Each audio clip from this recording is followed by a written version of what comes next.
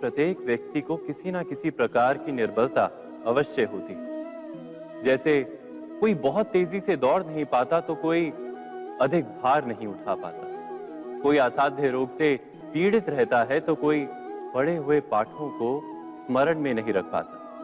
ऐसे अनेकों उदाहरण और भी हैं।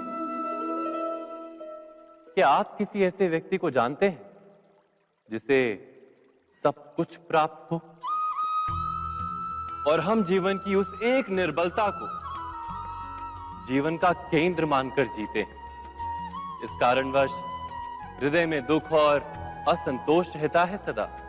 निर्बलता मनुष्य को जन्म से अथवा संजोग से प्राप्त होती है, किंतु उस निर्बलता को मनुष्य का मन अपनी मर्यादा बना लेता है।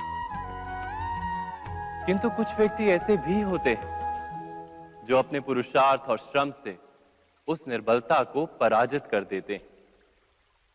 क्या भेद है उनमें और अन्य लोगों में? क्या आपने कभी विचार किया है? सरल सा उत्तर है इसका। जो व्यक्ति निर्बलता से पराजित नहीं होता, जो पुरुषार्थ करने का साहस रखता है हृदय में, वो निर्बलता को पार कर जाता है।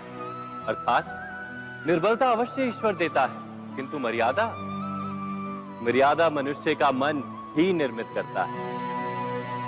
स्वयं विचार कीजिए।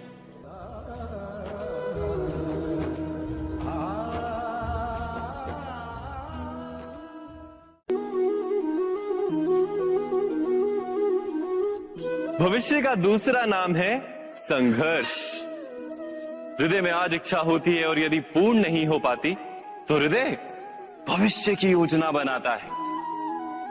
भविष्य में इच्छा पूर्ण होगी ऐसी कल्पना करता रहता है, किंतु जीवन ना तो भविष्य में है ना अतीत में। जीवन तो इस क्षण का नाम, अर्थात इस क्षण का अनुभव ही जीवन का अनुभव। पर हम ये जानते हुए भी इतना सा सत्य समझ नहीं पाते। या तो हम बीते हुए समय के स्मरणों को घेर कर बैठे रहते हैं, या फिर आने वाले समय के लिए हम योजनाएं बनाते रहते हैं और जीवन जीवन बीत जाता है। एक सत्य यदि हम हृदय में उतार लें कि ना हम भविष्य देख सकते हैं, ना ही भविष्य निर्मित कर सकते हैं, हम तो केवल धैर्य और साहस के साथ भविष्य को आलिंगन दे सकते हैं, स्वागत कर सकते हैं भविष्य का। तो क्या जीवन का हर पल जीवन से नहीं भर जाएगा? स्वयं विचार कीजिए।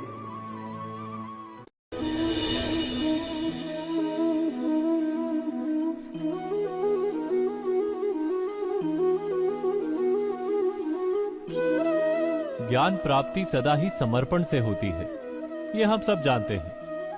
किंतु समर्पण का वास्तविक महत्व क्या है? क्या हमने कभी विचार किया? मनुष्य का मन सदा ही ज्ञान प्राप्ति में विभिन्न बाधाओं को उत्पन्न करता है।